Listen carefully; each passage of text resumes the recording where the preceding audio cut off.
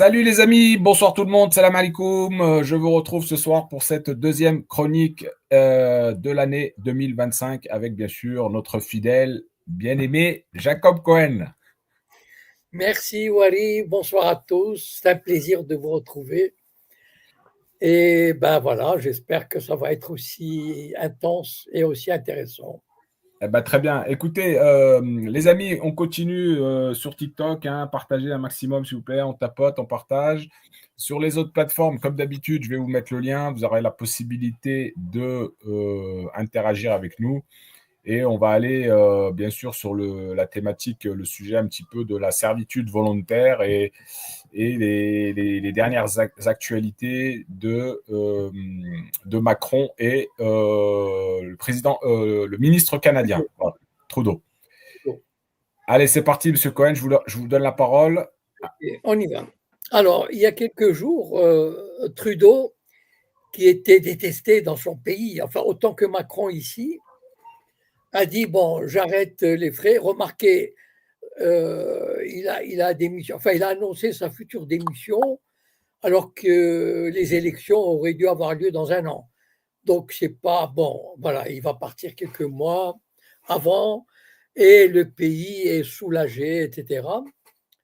Et donc, vous avez dû remarquer sur les réseaux sociaux, il y a beaucoup qui fantasmaient, ils se disaient, ah, peut-être que Macron va démissionner, etc.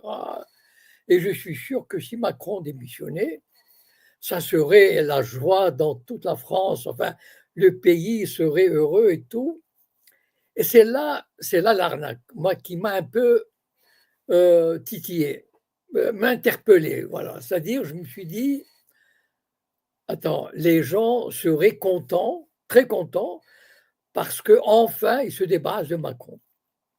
Bon, d'abord, je rappelle qu'ils l'ont élu. Bon, déjà. Et en plus, le fait d'être content, il ne se pose pas la question, mais comment ça se fait que nous l'avons élu et nous l'avons supporté, et il y a eu d'autres des élections intermédiaires, etc. Mais comment ça se fait? En fait, il ne se pose pas la vraie question.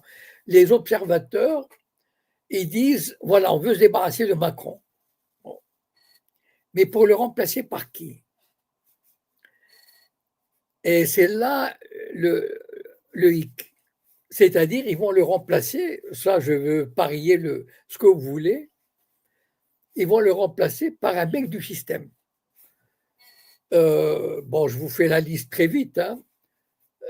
Marine Le Pen, Mélenchon, Gabriel Attal, Édouard Philippe, Darmanin. Bon, à peu près. Hein.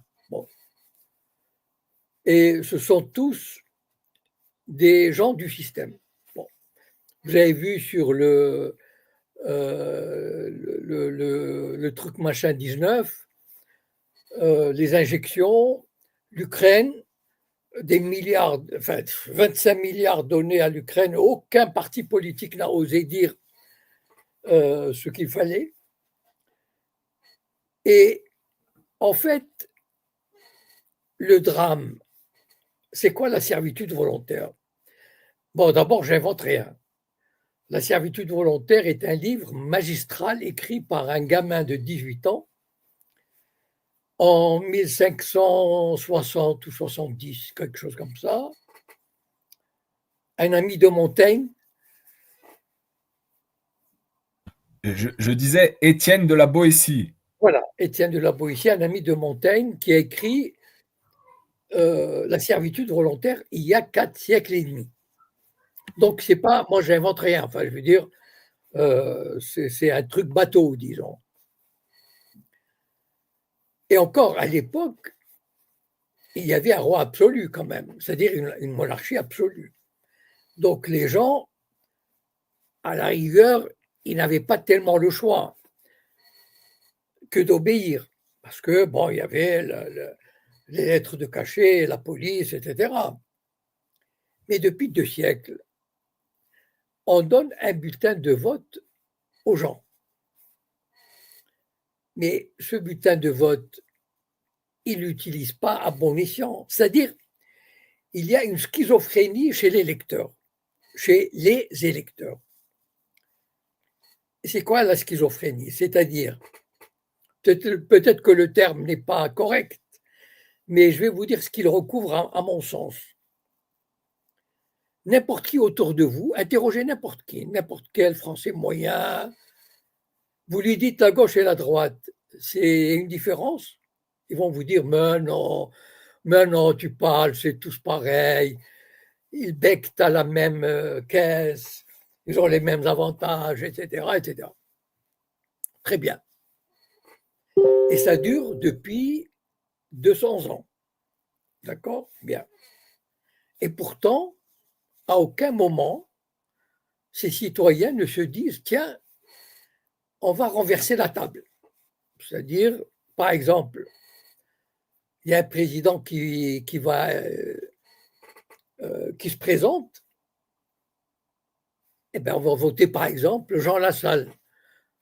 Si vous interrogez n'importe quel Français qui est le plus proche du peuple, qui est le moins éloigné du capitalisme, de la finance internationale, etc., qui va s'occuper au mieux des services publics. Ils vont vous dire à 90% Jean Lassalle par rapport à Macron ou Sarkozy ou Hollande. Et pourtant, ils ne votent pas Macron, ils ne votent pas Jean Lassalle.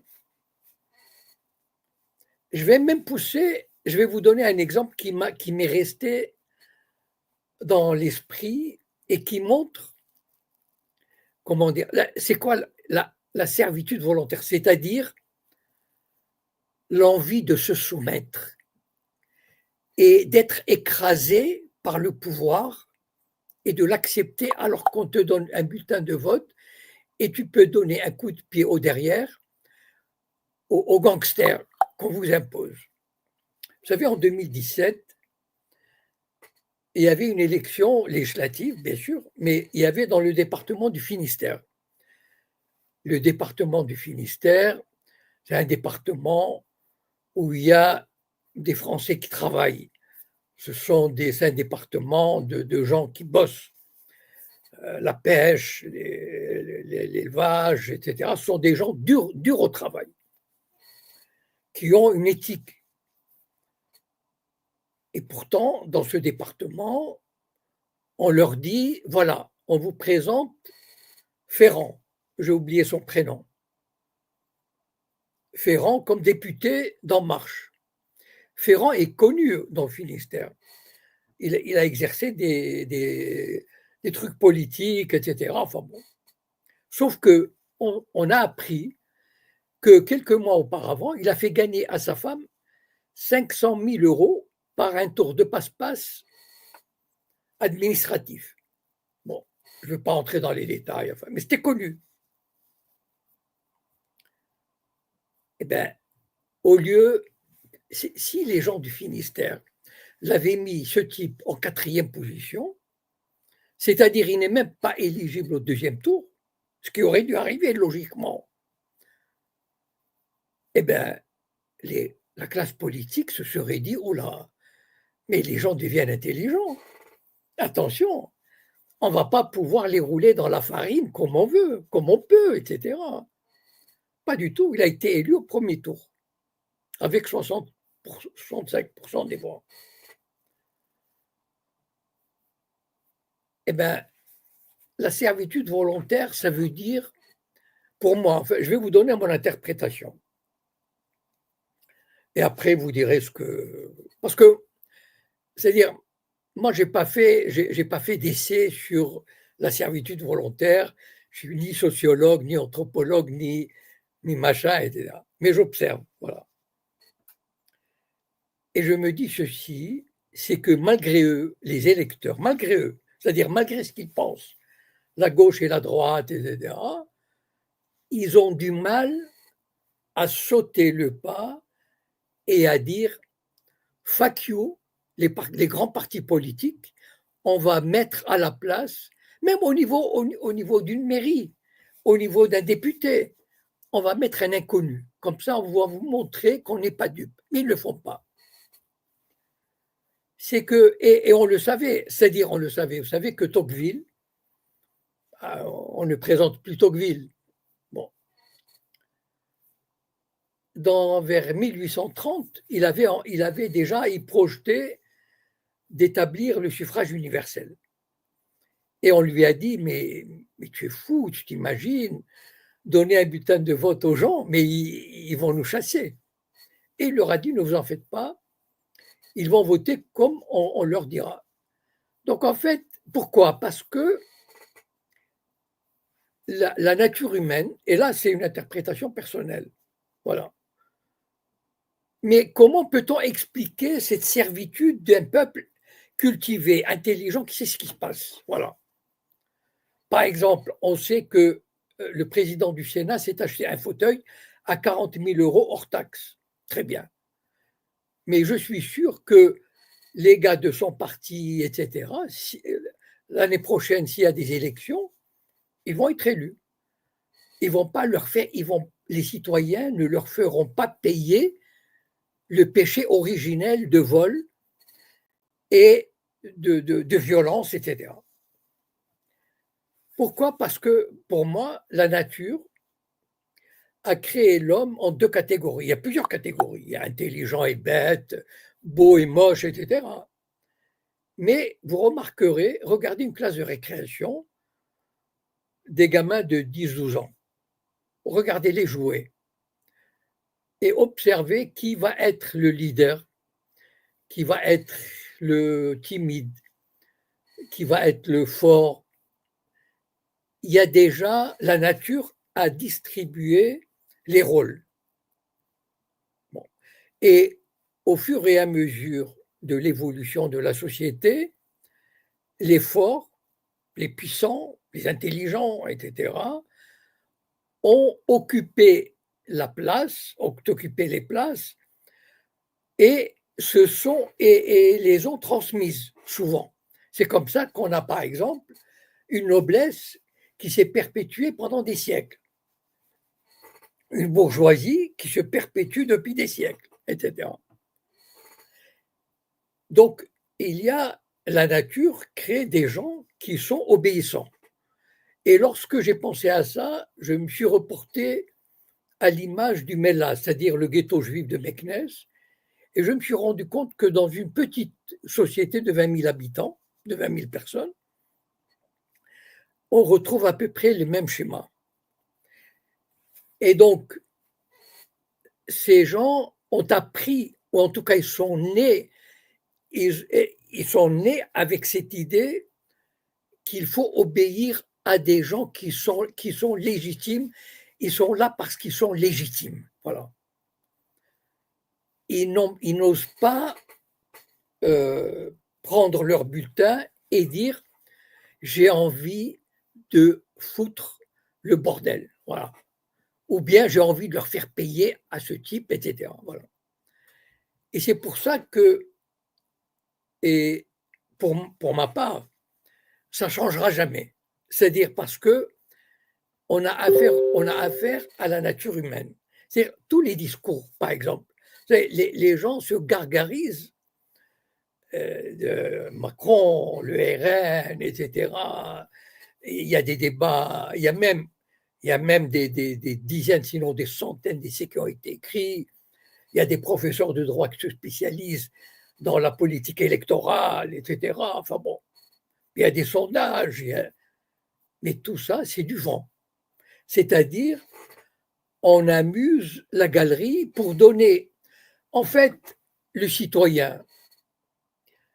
Moi, je me souviens d'une affiche électorale de, comment il s'appelle, Mélenchon, de 2012. Elle m'a toujours fait rire parce qu'elle est restée plusieurs mois dans une petite ruelle à côté d'où j'habite. Et il y avait la photo de Mélenchon et le slogan, c'était « Prenez le pouvoir ». Mais quel démagogue! Mais c'est fantastique. Parce que, mais quel pouvoir le citoyen va prendre? Lui, le citoyen, il est ouvrier, il est comptable, il est prof, il trime, il pense à ses congés payés, comment payer la mutuelle, etc. Mais quel pouvoir il va prendre? Mais c'est un foutage de gueule extraordinaire. Mais seulement, le citoyen, il ne peut pas lui dire Mélenchon ne peut pas dire aux citoyens « Donnez-moi le pouvoir, j'ai envie de gouverner ». Non, il faut jouer le jeu, il faut faire semblant. Voilà. Vous savez, Macron, il vient, il dit « Oui, j'ai pu faire des erreurs, etc. Mais je vous assure que dans 2 ans, les prochaines fois, je ferai de mon mieux, la justice va marcher, etc. etc. » Mais depuis 40 ans, si vous voulez, la France dégringole depuis 1983. Bon, elle dégringole, on le sait. Voilà. On sait que les hôpitaux ferment, que les écoles sont dégueulasses, de plus en plus dégueulasses, que les profs sont mal payés, que les retraites rétrécissent de plus en plus. On le sait depuis 1983. Très bien. On a affaire à un peuple intelligent. Et pourquoi il ne réagit pas? Et c'est ça le point où je voulais en venir. C'est que malheureusement, les gens qui ont qui ont fait des podcasts sur Macron, est-ce qu'il va démissionner, etc., etc., ils ne posent pas la vraie question. À mon avis, la vraie question, c'est quoi? Est-ce que, quand Macron s'en ira, quel responsable les citoyens vont nommer? Donc c'est ça le problème. Et les citoyens sont formatés pour voter pour ce type-là. Voilà. Et vous savez, il y a eu au XIXe siècle, la seconde moitié du XIXe siècle, il y avait un courant très important qui était l'anarchisme. On n'imagine pas aujourd'hui, enfin sauf ceux qui ont peut-être étudié le sujet, mais on n'imagine pas à la seconde moitié du XIXe siècle, le plus grand danger pour les pays, aux États-Unis par exemple, ils étaient pourchassés, ils étaient assassinés, pourchassés, etc. Anarchistes, c'est comme si on disait aujourd'hui, enfin c'est comme si à un moment donné on était communiste, etc. Et même en Europe, on les pourchassait. Pourquoi? Parce que les anarchistes disaient la vérité aux gens, leur ouvraient les yeux. Si vous avez l'occasion d'écouter Radio Libertaire, il y a une radio anarchiste en France qu'on peut écouter sur Internet, qui s'appelle Radio Libertaire, 89.4. Moi, je l'ai écouté pas mal de fois parce que je me souviens, il y avait une revue de presse le jeudi matin, c'était extraordinaire. Mais vous savez qu'après la Seconde Guerre mondiale, bon, pendant la deuxième moitié, ils ont été interdits. Après la Première Guerre mondiale, ils ont été interdits, etc.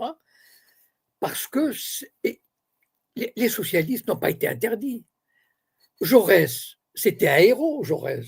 Pourquoi? Mais parce qu'il disait des mots extraordinaires sur les ouvriers, mais qui ne changeaient rien. Alors que les anarchistes, les vrais révolutionnaires, qui malheureusement, on ne les entend plus maintenant, ce sont les anarchistes, c'est-à-dire les gens qui disent le pouvoir, tout pouvoir est illégitime. Voilà. Pourquoi pourquoi un citoyen, je donnerais le pouvoir à un autre, à un maître qui va s'empiffrer à mes frais? Pourquoi? Pour quelle raison? Le vrai débat, c'est ça. Et malheureusement, ce débat, vous ne l'aurez pas. Et malheureusement, encore une fois, il n'y a pas d'issue. Donc, je parle dans le vide, c'est juste pour faire un débat, pour vous dire, après, chacun fait comme il veut. Mais malheureusement, il y a une loi, c'est presque une loi naturelle, ça ne changera pas. Voilà. Ce n'est pas une question d'expliquer aux gens. Les gens le savent. Mais c'est, comment dire, c'est dans leur nature. Voilà. Ils ont été formatés, non seulement c'est dans leur nature, mais ils ont été formatés pour ça. Voilà. Et donc, ça continuera pour le plus grand plaisir de ceux qui luttent, qui se battent pour obtenir ces places. Et je finirai avec une anecdote. Il y a quelques années, j'étais approché par un jeune maghrébin, je ne me souviens plus s'il était algérien ou marocain, qui avait 22-23 ans. et qui était ingénieur automobile. Un gars vraiment brillant, physiquement très bien, bien de sa personne, grand, élancé, etc. Vraiment bon. Et il voulait faire de la politique. Il était entré au Parti socialiste parce qu'il croyait dans la gauche, les valeurs, etc. Et il m'a dit, voilà, pendant 1 an, j'étais le chouchou de la cellule. Je ne sais pas si ça s'appelait la cellule ou la section. Je ne sais pas, chaque parti politique a ses trucs. Donc, chaque fois qu'il est, j'ai oublié son nom malheureusement, mais mettons, il s'appelle Ali. Enfin bon, mettons, hein, mais j'ai oublié, ça remonte à 10 ans au moins. Ah, Ali, salut, machin, patati, patata. On l'aimait, on l'adorait. Voilà. Et un jour, dans la section, on devait élire un secrétaire adjoint ou quelque chose, vraiment un truc, enfin minimaliste. Voilà. Genre secrétaire adjoint, machin. Bon. Et il s'est dit, tiens, j'ai envie de m'impliquer.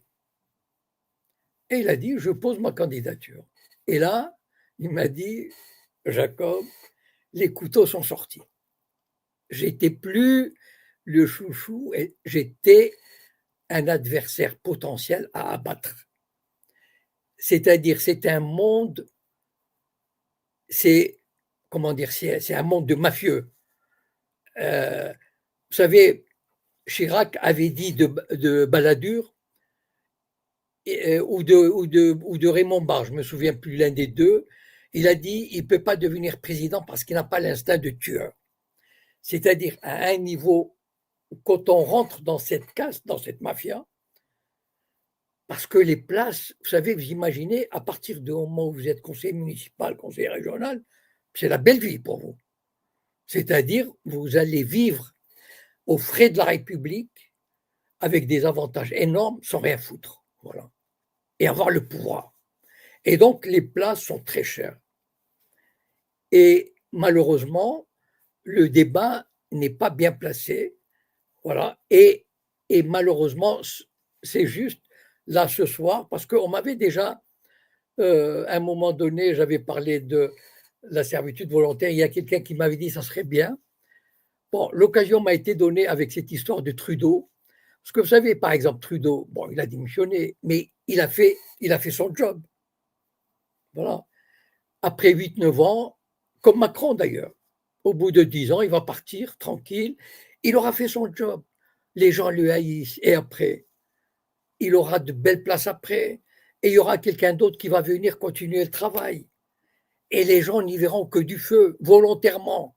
Ils s'aveuglent, ils s'abrutissent. Voilà. Et le hic, c'est qu'il n'y a pas d'issue à ça. C'est comme une fatalité. Voilà. Bon, ben j'ai terminé. Enfin, s'il y a des questions. Alors très bien, merci M. Cohen pour votre analyse sur la question de la servitude volontaire. Moi j'avais une première question. Est-ce que selon vous, ça viendrait, vous dites qu'il n'y a pas d'issue à ça, mais est-ce que selon vous, ça viendrait d'un manque de culture, d'un manque de connaissances, d'un manque d'instruction Non, pas du comment... tout. Non, pas du Non, pas tout. du tout. Pas du tout, parce que, regardez par exemple l'Europe, la France.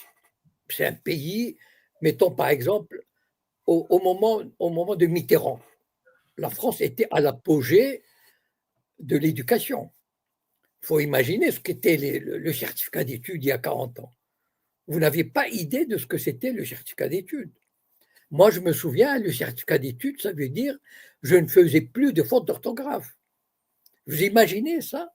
Et les rédactions et les textes. Non, pas du, ça ne vient pas. C'est quelque chose d'inné en l'homme. Voilà.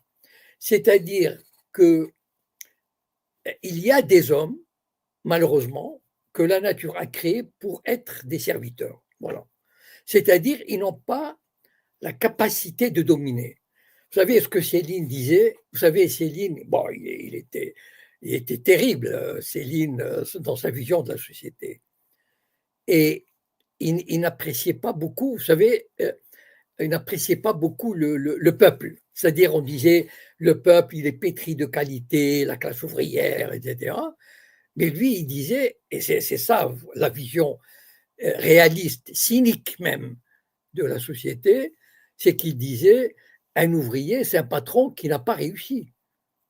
Voilà, c'est-à-dire un prolétaire, c'est un bourgeois qui a échoué. Donc en fait, il y a, comme je vous ai dit tout à l'heure, dans une cour de récréation, vous voyez déjà les futurs leaders, etc. Enfin, vous voyez à peu près l'image de la société qui est devant vous, les différents types, etc. Mais ça, c'est la nature qui le fait, qui le crée. Il y a des gens qui sont nés, ils ont une personnalité extraordinaire. Euh, je n'aime pas beaucoup Polanski. Bon, enfin, pour certaines raisons. Mais Polanski, imaginez Polanski. C'est un type qui, physiquement, il ne paye pas de mine. Il n'a pas l'allure d'un playboy, hein, d'accord. Il est allé en Angleterre. C'est un Polonais qui parlait même pas anglais. Mais il paraît, moi j'ai lu des trucs sur lui, il voulait faire du cinéma. Bon. Mais il n'avait aucune relation. Il est arrivé à Londres. En 6 mois, en 6 mois, il était introduit dans tous les milieux. Il a commencé à faire des films, etc. Et ça, c'est la personnalité. C'est un don de la nature. C'est un don du ciel. Voilà. Il y a des gens qui l'ont. Et c'est ça, vous savez, la nature est très inégalitaire. La nature, elle fait de l'homme, c'est vraiment, c'est une jungle. C'est-à-dire, il y a les forts qui vont s'en sortir, et puis il y a la pétaille, la masse. Donc, ce n'est pas une question de. Regardez, par exemple, prenons la gauche en 83. Vous savez, la gauche en France dans les années 80, ce n'est pas du tout la gauche d'aujourd'hui. Enfin, il y avait des grands noms, il y avait les Althusser, enfin, il y avait les. Comment ils s'appellent là, celui qui s'occupait des fous. Enfin bon, j'ai oublié, il y avait Jean Hidernalier, il y avait Foucault, etc. Enfin, on avait une classe intellectuelle, mais d'un calibre extraordinaire. Et une gauche, enfin, communiste, les communistes faisaient 15% dans les années 80. Et les socialistes, n'étaient pas du tout la social-démocratie d'aujourd'hui. Et pourtant, en 1983, Mitterrand les a trahis. D'accord. Il les a trahis, il les a baisés. Voilà. Je regrette d'utiliser cette expression, mais Mitterrand a baisé la gauche française. Donc de 83 à 88, tout ce qu'on vit aujourd'hui, tout ce qu'on vit depuis 1983, c'est Mitterrand qui l'a lancé. C'est-à-dire la financiarisation, les privatisations, comment dire, quand les retraites et les salaires ne sont pas indexés à l'inflation, la destruction des industries, ça, la France était avec toutes les industries, l'industrie textile, la sidérurgie. Mitterrand a commencé à tout détruire, d'accord. Et la gauche le savait. Cette gauche, de 83 à 4, pendant 5 ans, on a insulté Mitterrand, d'accord. On a dit, il a très tout. Écoutez, des proches et Coluche parler du Parti socialiste dans les années 80. Retrouvez des vidéos et vous allez voir comment ils étaient traités. Et pourtant, en 88, il a suffi que Mitterrand dise attention, si vous ne votez pas pour moi, il y a la droite. Eh bien, il a eu une plus grande majorité qu'en 1981. Donc, ce n'est pas une question d'éducation ni de culture. Voilà.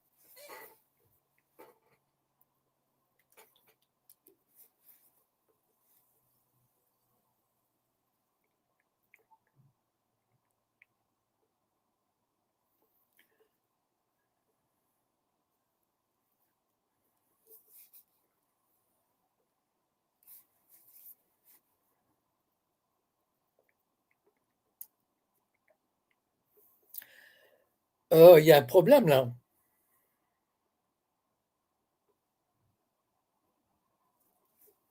Ah, désolé, je suis là, je suis là. Donc, monsieur Cohen, merci. J'avais quelqu'un sur TikTok.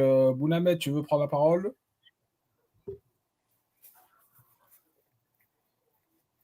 Bounamed, une fois, deux fois, non pas. Samy, Oui, bonjour. bonjour.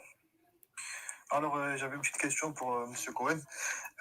Concernant le sujet dans lequel il était en train de parler, c'était alors si tout est joué d'avance, Monsieur Cohen, c'est-à-dire que Oui.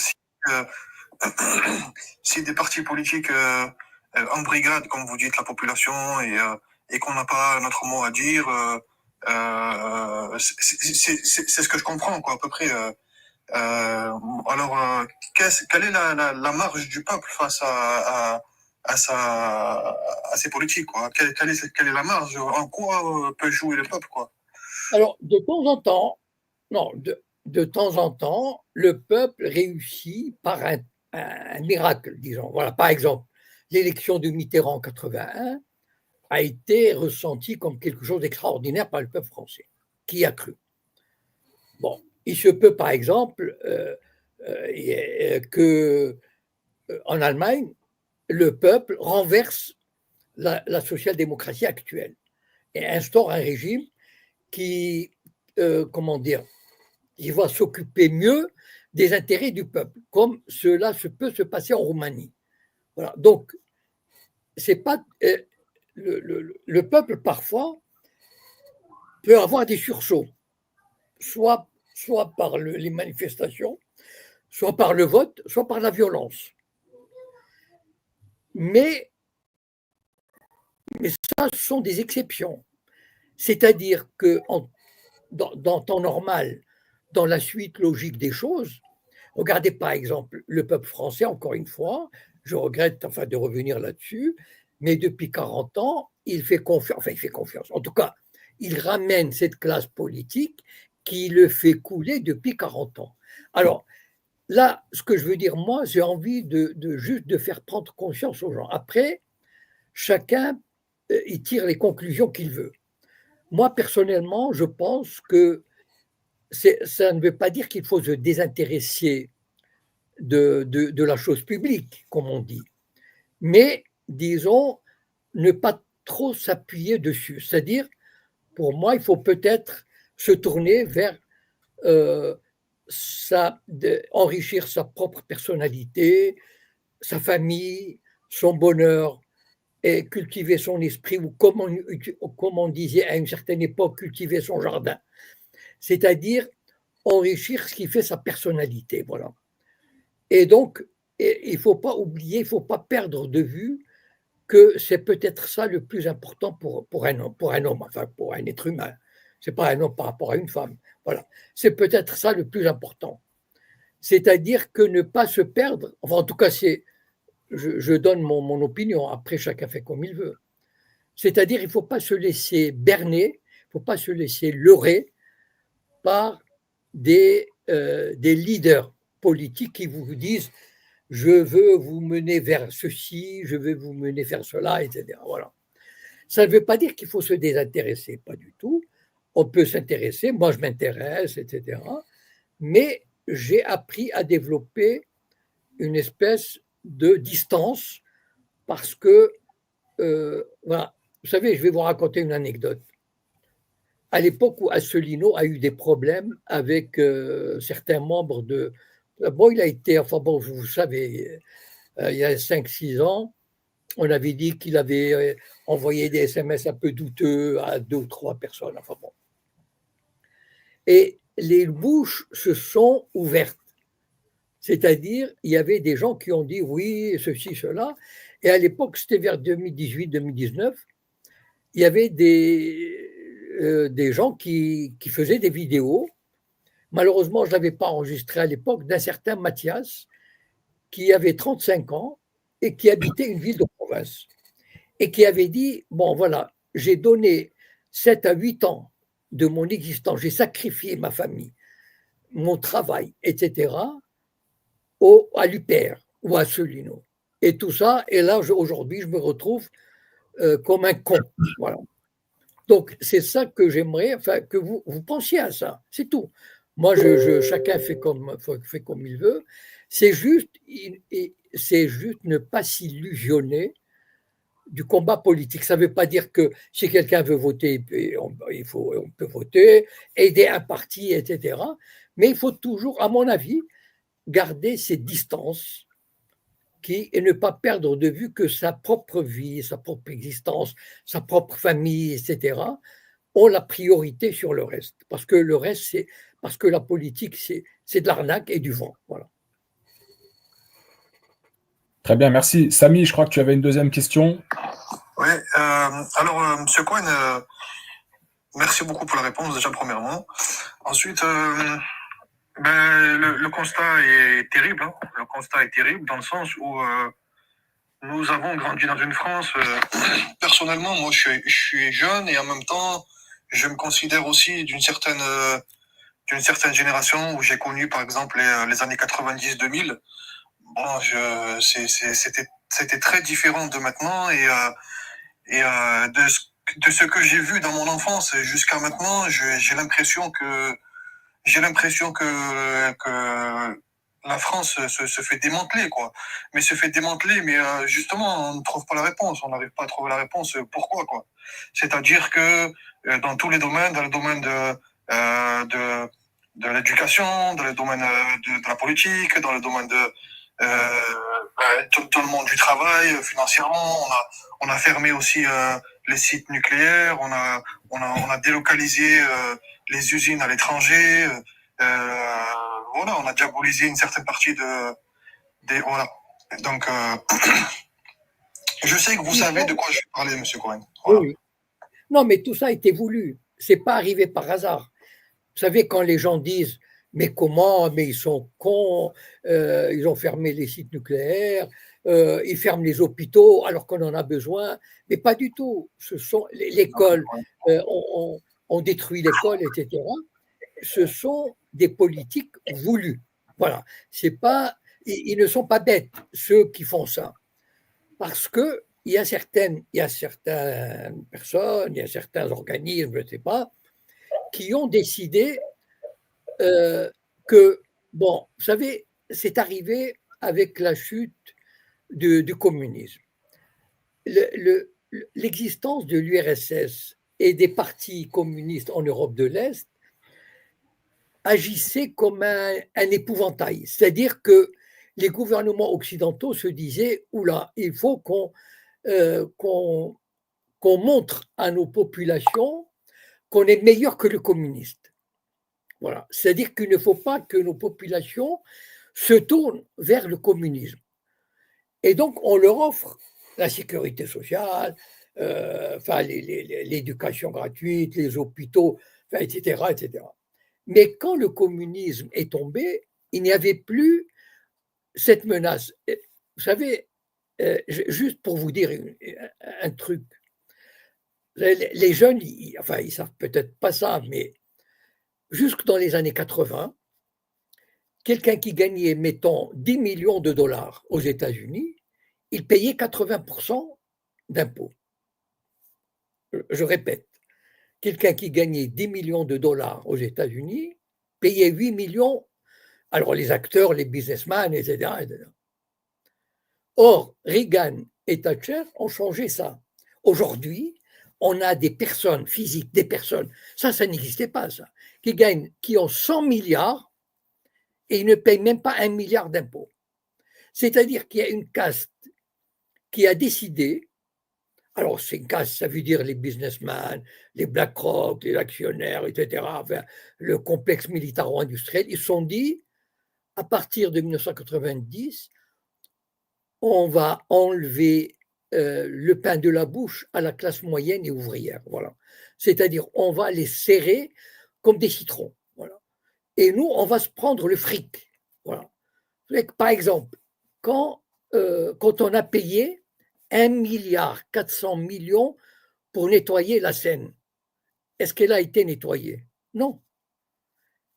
Qui a bénéficié de ce 1,4 milliard? Qui? Donc, nous vivons dans un système occidental qui a décidé, ceux qui tirent les ficelles, les Goldman Sachs, les BlackRock, etc., les Facebook, machin, ils ont décidé de s'approprier la richesse des peuples occidentaux. Mais pour cela, il faut donner de moins en moins, chaque année, on donne de moins en moins au peuple. Et donc, on les presse comme des citrons. Mais c'est un système qui a été établi depuis les années 90. Et on voit les résultats aujourd'hui. Et donc, mais comme ils tiennent, vous savez, ceux qui ont connu un peu les années 80, moi je lisais Libération, par exemple, dans les années 80, 90, c'est quand même un journal correct. Enfin, il y avait. Mais depuis 10, 15 ans ou 20 ans, tous les médias occidentaux sont entre les mains soit de l'État, soit de groupes privés. Eh bien, eux, ils ont formaté l'esprit des gens. Voilà. Et donc, c'est tout un système qui commence encore. Je peux peut-être nuancer ce que j'ai dit tout à l'heure. Les peuples se réveillent. Jusqu'où ils vont aller, je ne sais pas. Mais en tout cas, on a vu par exemple Roumanie. Mais ce sont des petites. En Allemagne, par exemple, il y a peut-être la FD, mais ce sont encore des petites lueurs d'espoir. Mais est-ce qu'elles iront jusqu'à renverser le système? Je ne sais pas. Voilà.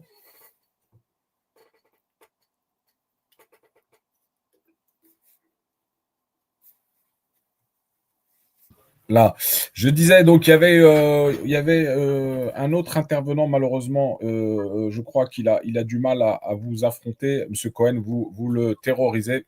Bon, il prendra son courage à demain, peut-être une autre fois dans une prochaine émission.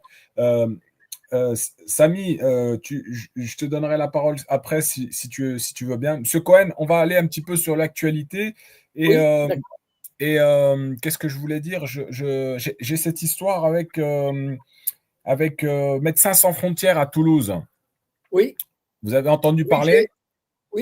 d'ailleurs, j'ai posté aujourd'hui sur mon Telegram l'information comme quoi ils voulaient faire une exposition et la mairie n'a pas à refuser. Voilà, oui. Exactement. Donc,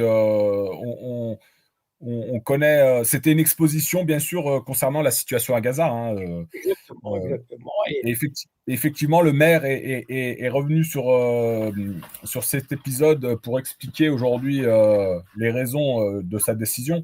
Bon, j'en sais pas plus à l'heure actuelle, mais en tout cas, je pense qu'il y a eu des pressions pour que cette conférence n'ait pas lieu. Certainement. Vous savez, si une mairie décide de faire ça, tout de suite, il y a vous savez, nous on ne sait pas, bon, mais il y a énormément de pression de toutes sortes et le maire n'a pas envie d'avoir des problèmes. Voilà. Et donc, c'est ça le contrôle de la société française, malheureusement. Vous savez, entre les mains de qui est le contrôle? De la France, des médias, de la classe politique. Voilà, le résultat est là. Hein, c'est-à-dire, pourtant, Médecins sans frontières, c'est une ONG à but humanitaire pour soigner. Enfin, je veux dire, on n'a même pas besoin d'en parler. C'est pas du tout une organisation à caractère politique, etc. Donc, c'est vraiment une organisation humanitaire qui veut conscientiser les gens sur ce qui se passe. Et même ça ne passe pas, c'est terrible. Voilà. Enfin, c'est malheureusement un constat pessimiste. Ouais. Mais on connaît bien politiquement où se situe la ville de Toulouse. Malgré tout, on sait comment il se positionne sur le plan de la politique soumise au gouvernement. Je ne connais pas très bien la ville de Toulouse en ce moment. Enfin, je sais qu'ils ont fait des défilés récemment assez sataniques. Donc, ils sont certainement du côté, enfin, vous savez, le satanisme, le LGBTisme, etc. C'est une ville à la pointe. Voilà, mais je suis incapable de citer le nom du maire d'ailleurs. Mais c'est une ville qui se veut à la pointe. Enfin, je me souviens, il y a quelques mois, j'ai posté, il y a eu un défilé assez hallucinant de caractère sataniste de la ville. Mais en même temps, c'est-à-dire, on aurait pu croire qu'ils sont plus ouverts, mais pas du tout sur l'affaire, sur Israël. c'est l'omerta totale. Voilà. C'est-à-dire, c'est vraiment c'est un terrorisme, c'est un terrorisme politique et culturel ou intellectuel sur toutes les voies qui peuvent énoncer quelque chose de différent. Alors, j'avais un intervenant sur YouTube, je vais lui donner la parole. Il Oui. est avec nous. Bonsoir. Le Crotal, votre micro.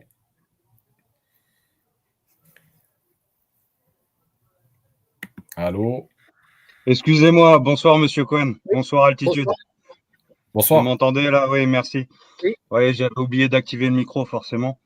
En fait, je suis désolé, mais j'ai un petit peu eu une coupure de son là sur les derniers moments, donc je Oui. voudrais revenir un petit peu sur ce qu'on a dit avant, et à Oui. savoir en fait s'il n'y a pas un changement de société qui soit un conflit entre ce qu'on pourrait appeler les nations et la disparition des nations, où en fait il y a des gens qui voudraient créer quelque chose de supranational et en fait faire disparaître les frontières et l'autodétermination des peuples, quand bien même elle aurait pu exister, pour laisser place plutôt à une structure qui soit dirigée en fait, comment dire, par ce qu'on pourrait appeler un despotisme éclairé. C'est-à-dire des gens qui voudraient se substituer aux démocraties nationales pour infliger soit une forme de capitalisme, soit une forme de communisme mondial. Dans les deux cas, en fait, il s'agirait de faire disparaître les nations. Qu'en pensez-vous, Monsieur Cohen? Oui, c'est juste. C'est-à-dire qu'en fait, euh, la disparition des États-nations fait partie du plan. Parce que pour amener toute l'Europe ou l'Occident, c'est-à-dire l'Australie, la Nouvelle-Zélande, etc., à mener cette politique, il faut que l'État perde. Si chaque État était libre de faire sa politique, ce serait vraiment difficile.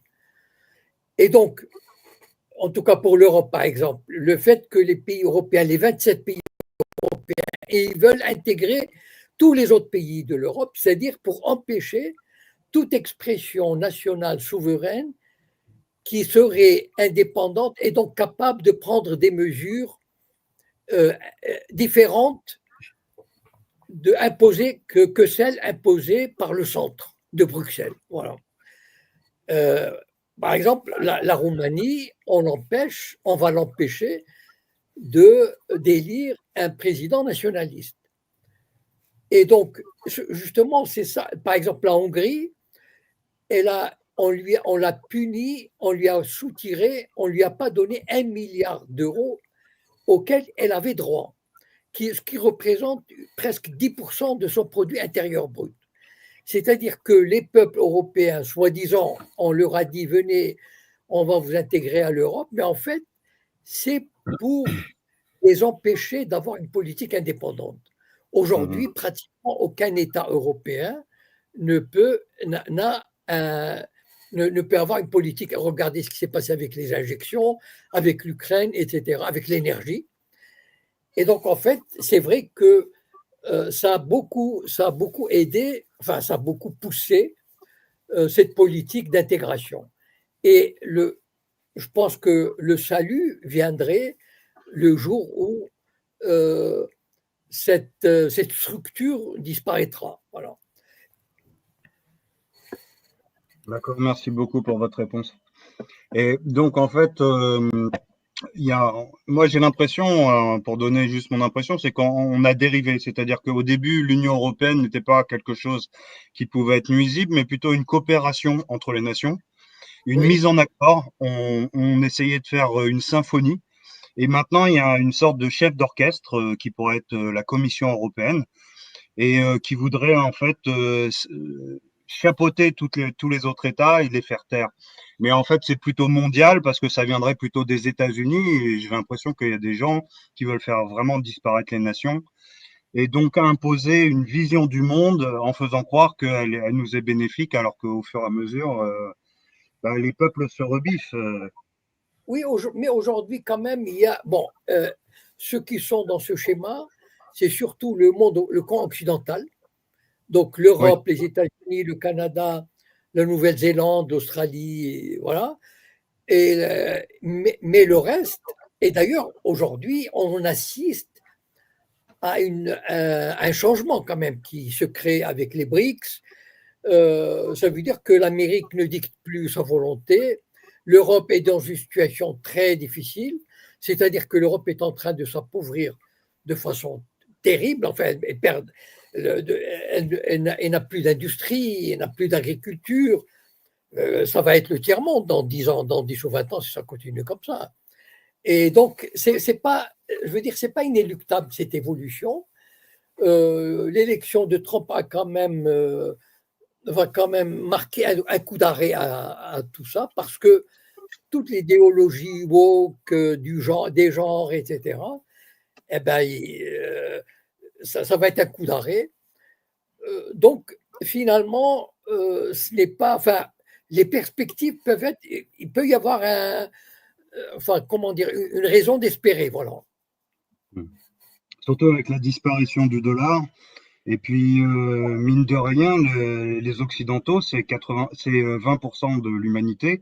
80%, bah, c'est justement tous les autres pays du monde, et notamment les BRICS, qui font coalition, quoi. Les autres 80%, ils veulent vivre leur vie, hein. Vie Et étatique, indépendante.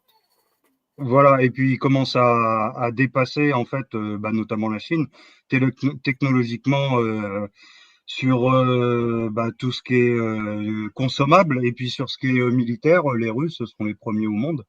Donc je pense Exactement. qu'en fait, on est du mauvais côté de la barrière, et puis on Voilà. s'enferme. Bon. Bon, en tout cas, merci beaucoup pour votre réponse, hein. Bon, À bientôt, Monsieur Cohen. à bientôt. merci à toi, le Crotal.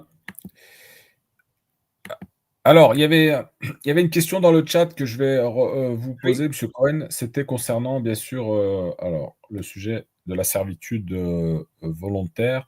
Et c'était, alors, que je retrouve.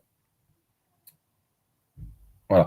Comment, comment sort-on de façon analytique du sionisme? Ah. Je ne comprends pas très bien la question. C'est-à-dire, je ne sais pas comment vous voyez la question, vous. Comment sort-on de façon analytique? Je vois pas enfin, Moi, c'est-à-dire, je la comprends, la question. Après, c'est plutôt la réponse. Comment formuler la réponse? Comment sortir du sionisme? non, mais pour qui? C'est-à-dire, comment sortir de la domination sioniste, par exemple? Je ne sais Oui, pas. Ou bien, bon, eh bien, par l'information, l'éducation, l'échange, la lutte, enfin, c'est-à-dire sur les réseaux sociaux. Enfin, voilà, voilà. c'est le combat qu'on fait. Après, bon, et d'abord, moi, ce que je regrette, je vais vous dire. Alors, Je regrette, attendez, Monsieur Cohen. C'est important, allez-y. là. C'est important Oui, parce oui, que est-ce que vous, par le passé, vous étiez un sioniste? oui, bien sûr. Ben, j'étais dans un mouvement sioniste. Voilà. Donc maintenant, la question, c'est comment être Ah sûr oui, qu'un mais ex-sioniste soit sorti de ce sionisme? c'est un truc personnel. C'est-à-dire, ça fait partie de mon histoire personnelle. C'est-à-dire, c'est pas quelque chose que je peux dire. C'est-à-dire, moi, par exemple, j'ai dans ma famille ou j'ai des amis qui sont sionistes, ils ne changeront jamais. Donc, c'est pas ce que j'ai fait moi, c'est un truc personnel. Donc, c'est pas une recette. Il n'y a pas de recette particulière pour sortir du sionisme. Voilà. Moi, j'ai eu des trucs dans ma vie qui ont fait que, bon, j'ai pas le temps ou j'ai pas envie de les raconter, mais ça fait partie d'une histoire personnelle. Voilà. Parce que des gens comme moi, que je connais depuis l'âge de 20 ans, eh ben, qui sont restés sionistes. Voilà. Donc, ça ne marche pas pour tout le monde. Voilà, c'est pas. On me pose souvent, enfin, on me pose parfois la question. Par exemple, on me dit, voilà, j'ai quelqu'un dans ma famille ou parmi mes amis, et je ne sais pas comment le convaincre de ceci, de cela. est-ce que vous pouvez me conseiller? Mais c'est difficile. C'est-à-dire, c'est quand quelqu'un a des convictions, c'est très difficile de le faire changer d'avis. Après, bon, si la personne est de bonne foi, si on lui montre, par exemple, les mensonges sur le 7 octobre, par exemple, voilà, ça peut être un des éléments, c'est-à-dire c'est l'information, c'est-à-dire leur dire, voilà, par exemple, comment on a menti aux gens, et même sortir des médias israéliens qui ont dénoncé ces mensonges du 7 octobre. Pour ne pas, c'est pas, par exemple, il ne faut pas dire, oui, tel, je ne sais pas moi, tel philosophe, je ne sais pas quoi, ou tel militant a dit. Non, il y a des vidéos israéliennes qui montrent qu'on a menti le 7 octobre. Donc, ça fait partie, voilà, c'est. En fait, moi, ce que. Ouais, mais vous, Monsieur Cohen, c'était bien avant le 7 octobre que vous êtes sorti du sionisme. Et c'était quoi, vous, le déclic?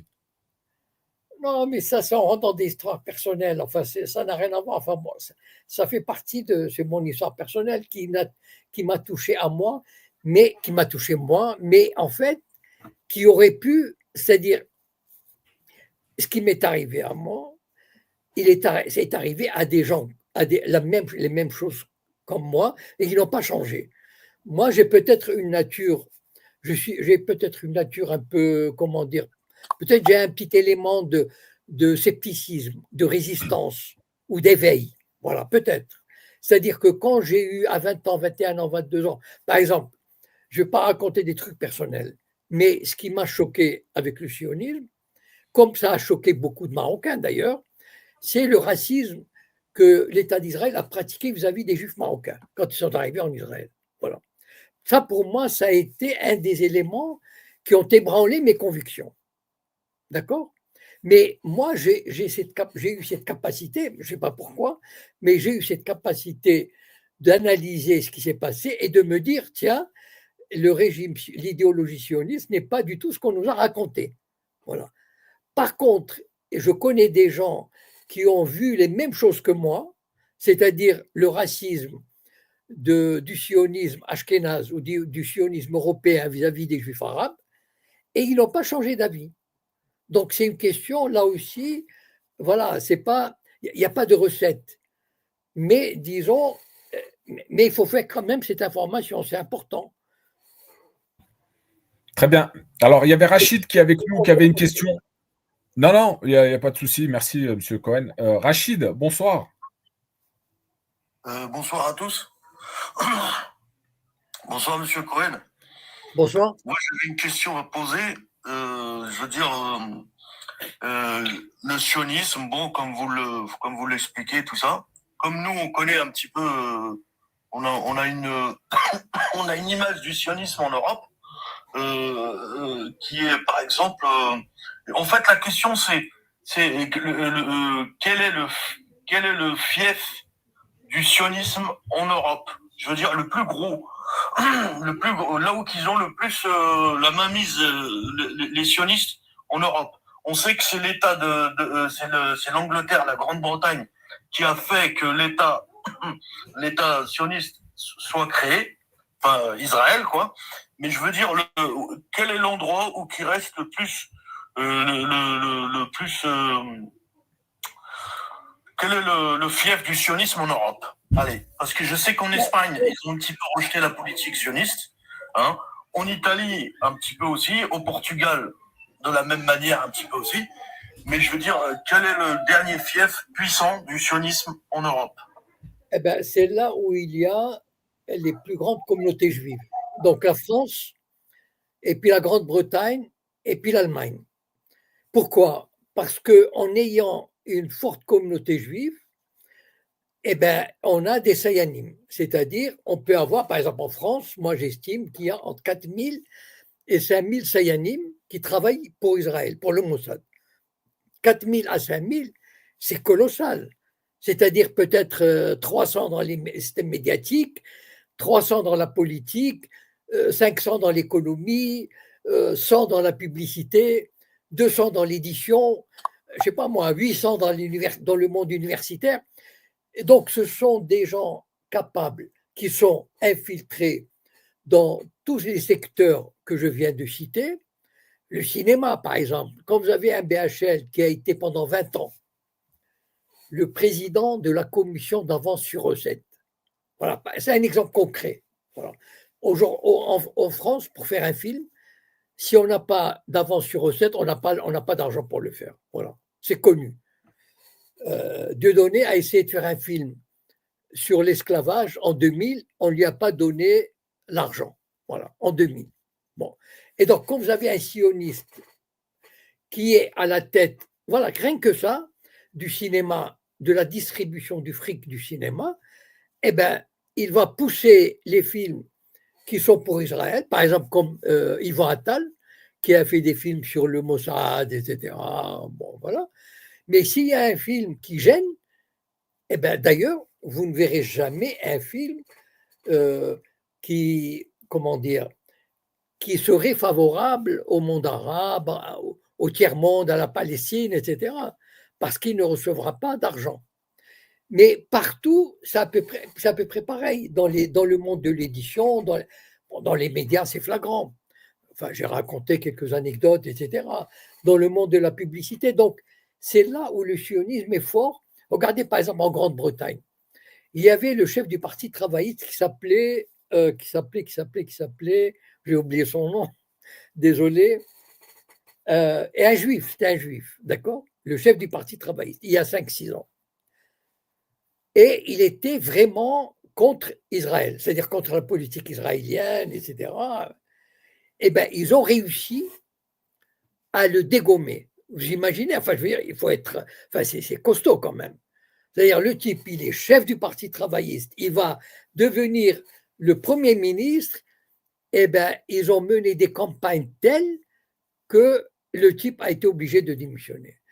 Pour vous donner une idée, vous savez, vous connaissez Maxwell, vous savez, sa fille, elle était la copine d'Epstein, mais le père, c'était, il avait pratiquement, je ne sais pas, la moitié des médias britanniques. Et c'était un agent du Mossad. Comment il s'appelait déjà, son prénom? Ah zut, bon. Il a même été assassiné par le Mossad. Donc, c'est-à-dire parce qu'il devenait encombrant. Et un jour, il était dans le yacht avec des gens du Mossad et on l'a retrouvé noyé. Voilà. Alors, il paraît, d'après un grand spécialiste, Gordon Thomas, parce qu'il devenait emmerdant. Voilà. Et donc, ils se sont débarrassés de lui. Mais imaginez le type qui a la moitié de la presse britannique. Bon, j'ai oublié son prénom malheureusement, Maxwell. Ça, c'était dans les années 80, 90. Donc, quand on a un empire comme ça… Robert Maxwell, nous dit-on dans le chat. Ben, quand on a un empire comme ça, voilà la force du sionisme. Voilà. Et moi, ce que je regrette aujourd'hui, dans ceux qui font des émissions, des vidéos pour critiquer Israël, et le sionisme, etc., ils ne parlent pas de ce qui fait la force du sionisme, c'est-à-dire la présence de 4 000 à 5 000 Français ou Britanniques qui travaillent pour le Mossad. C'est ça qui explique la force du sionisme.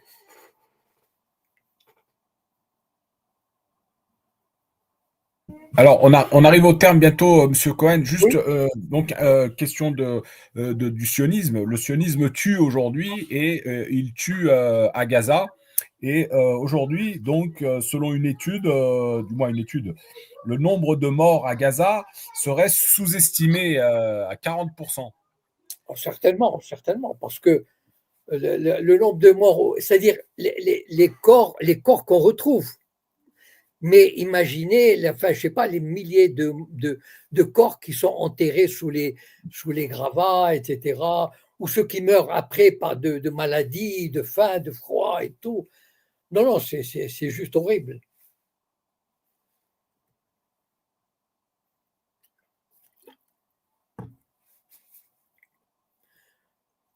Bon. Alors, juste une dernière question avant de vous libérer. Oui, C'est concernant concernant l'actualité tendue entre la France et l'Algérie. Oui. Voilà, juste votre ressenti par rapport à ce qui se passe dernièrement. Bon, c'est-à-dire qu'en fait, moi je pense que le vrai conflit, c'est autour du Sahara occidental. C'est-à-dire à partir du moment où la France se range totalement du côté du Maroc, pour l'Algérie, ça devient presque, la France devient un adversaire, sinon un ennemi irréductible. Voilà. Et donc tout ce qui suit euh, est, est une suite logique de ces tensions, de ce combat. C'est presque un combat à mort. C'est-à-dire, l'Algérie peut, à juste titre, soupçonner la France de vouloir s'allier au Maroc, à Israël, à l'Amérique, etc., pour la déstabiliser. Voilà, à juste titre. Voilà, elle peut très bien se dire la France maintenant, elle est dans le camp de mes ennemis irréductibles. Et donc, après, c'est tout ce qui. Ce sont les séquelles, les suites logiques. Par exemple, la France a voulu a renvoyé hier ou aujourd'hui quelqu'un en Algérie et l'Algérie ne l'a pas accepté, donc elle l'a renvoyé. En fait, ce sont comment dire, des bisbilles, mais qui découlent en fait de la raison principale. Et la raison principale, c'est que la France s'est mise résolument du côté, c'est pas seulement que s'est mise du côté du Maroc, mais ça veut dire du côté occidental, voilà, pour essayer de faire le plus de mal à l'Algérie, et l'Algérie réagit en conséquence, voilà. Alors juste, vous me laissez du moins, vous nous laissez de prendre une dernière question, un dernier Oui, intervenant. allez-y, Allez, allez-y. vas-y, Nastizi. Oui, bonsoir, monsieur Cohen. Excusez-moi pour ma voix. Je voulais vous poser la question, qu'est-ce que vous pensez actuellement de la réussite du gouvernement de Syrie, là, le nouveau gouvernement de Joulaini, on a vu, il a changé même s'est changé même physiquement, il a diminué sa barbe, il s'est mis en costard cravate, il a rassemblé toutes les communautés qui sont minorées. Et apparemment, tout le monde sont d'accord là. Je parle des Syriens. Et ma question, c'est est-ce que au niveau d'Israël et des Américains, à votre avis, quelle est la suite des événements? Voilà, merci. Merci. Alors, juste avant de répondre, Monsieur Cohen, je voulais vous en parler déjà la semaine dernière. C'était par rapport à la visite justement du ministre des Affaires étrangères français et allemand qui se sont rendus donc directement en Syrie. Donc voilà, je voulais en parler la semaine dernière. Bon, c'était trop court. Bah, du coup, ça tombe bien si vous savez quelque chose. Voilà. La situation est encore assez instable, c'est-à-dire on ne sait pas tout ce qui se passe. Enfin, en tout cas, moi, à mon niveau, j'essaie de m'informer, mais je ne sais pas vraiment tout ce qui se passe. A priori, il y aurait eu un gouvernement formé par Joulani qui montrerait le vrai visage du djihadisme et de l'islamisme intégral. Donc, en fait, c'est assez mouvant. Là, maintenant, on est en train il y a des conflits dans le nord avec les Kurdes, quelle est la position des Turcs, etc. J'ai du mal à me prononcer en ce moment, voilà. Mais je veux dire, c'est une situation mouvante qu'il faut voir. Je crois que bon, les Occidentaux ont essayé de se donner bonne conscience en apportant leur soutien à Joulani, mais j'ai l'impression que Joulani est beaucoup plus malin qu'il ne donne l'air et qu'il fait genre, voilà, je suis un mec bien, mais on verra dans quelques temps de quel bois il se chauffe, voilà. Et je pense, enfin, l'intuition que j'ai, c'est que c'est un vrai djihadiste, nationaliste, convaincu, et qui donnera du fil à retordre à à ses prétendus alliés. Voilà.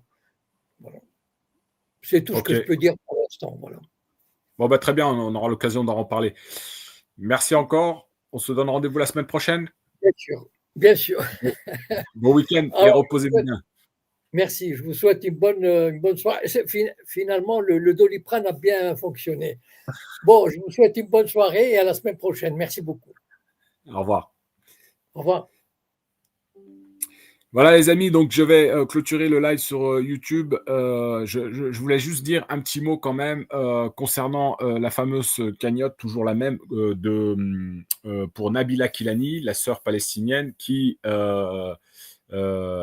devait clôturer donc à la fin de l'année. Finalement, la plateforme apparemment autorise encore à ce que la cagnotte soit toujours en ligne. Donc n'hésitez pas les amis. Il n'y a pas énormément de donateurs, hein. 12 donateurs, c'est très peu. Donc, je vous invite à celles et ceux qui peuvent et qui veulent, bien sûr, donner un coup de main à cette sœur, Nabila Kilani, qui œuvre pour la Palestine et qui fait un travail humanitaire depuis bien longtemps avec des associations en France et en Belgique. Donc, n'hésitez pas. Le lien, il est en description et vous pouvez le retrouver assez facilement sur mes comptes Altitude, que ce soit sur TikTok ou sur YouTube. Voilà, excellente soirée à vous. Je vous donne rendez-vous, bien sûr, la semaine prochaine. Salam alaikum.